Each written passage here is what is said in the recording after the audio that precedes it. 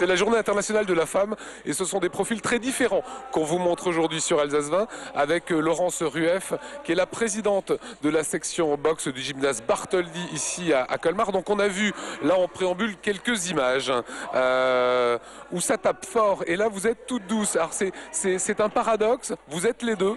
Absolument, et c'est pas du tout contradictoire, ça va très bien ensemble, on se défoule d'un côté, ça nous permet d'être tout à fait paisible à côté. Alors vice-championne du monde de boxe française, c'était en 2004. Aujourd'hui, vous continuez à entraîner des jeunes ici, dont des filles. Absolument, c'est un sport qui rassemble beaucoup de femmes. Il y a à peu près 40% de filles, de jeunes filles, de femmes qui trouvent vraiment leur plaisir à venir pratiquer régulièrement de la boxe. Alors c'est quoi le plaisir qu'elles trouvent dans ce sport? La boxe française a l'avantage d'être très aérien, donc on utilise les jambes, on a une distance quand même de l'adversaire. C'est très aérien, ça permet quand même de se défouler, d'être très efficace malgré tout. Donc c'est assez complet, ça fait travailler toutes les parties du corps. Alors d'un point de vue physique, ça fait travailler toutes les parties du corps. Par contre, c'est violent, vous avez fait des combats, autrement dit vous avez pris des coups. On n'imagine pas une fille ou une femme prendre des coups, c'est presque pas dans la logique des choses. Disons qu'il y a deux catégories, il y a le combat, il y a l'assaut en compétition. Bon, c'est sûr qu'on se prend toujours quelques petits coups, mais on en donne. Le principe, c'est aussi d'en donner, surtout, c'est d'éviter d'en prendre. Ce qu'on ne sait pas sur Laurence Rueff, c'est que vous êtes infirmière dans la vie. Autrement dit, vous soignez les blessures de l'âme, parfois aussi des gens. Vous dites que vous puisez et que vous avez puisé à une époque votre force dans la douleur des malades que vous soignez. Je suis allée au championnat du monde en pensant très très profondément à un des premiers patients que j'ai connus qui avait été amputé.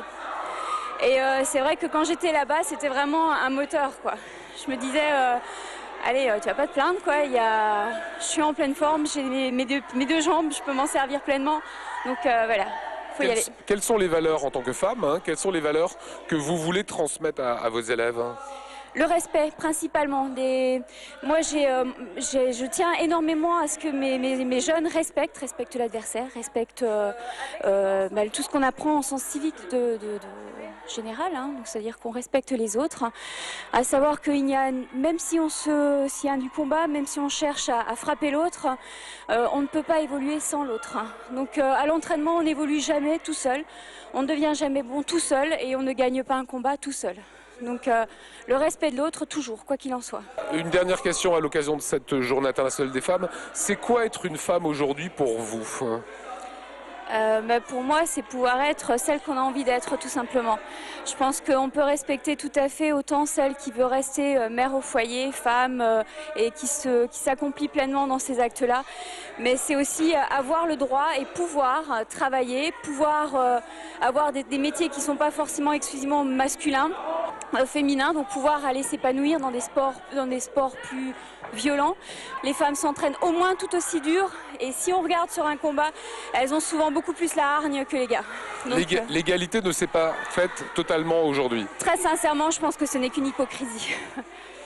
Et pour moi, c'est que des mots. La journée de la femme reste un petit peu comme la journée des mamies ou la journée des mamans. Un jour, on essaye d'y penser un petit peu plus qu'un autre pour se donner bonne conscience. Mais dans le quotidien, dans la réalité, c'est pas du tout le cas. Merci beaucoup, Laurent.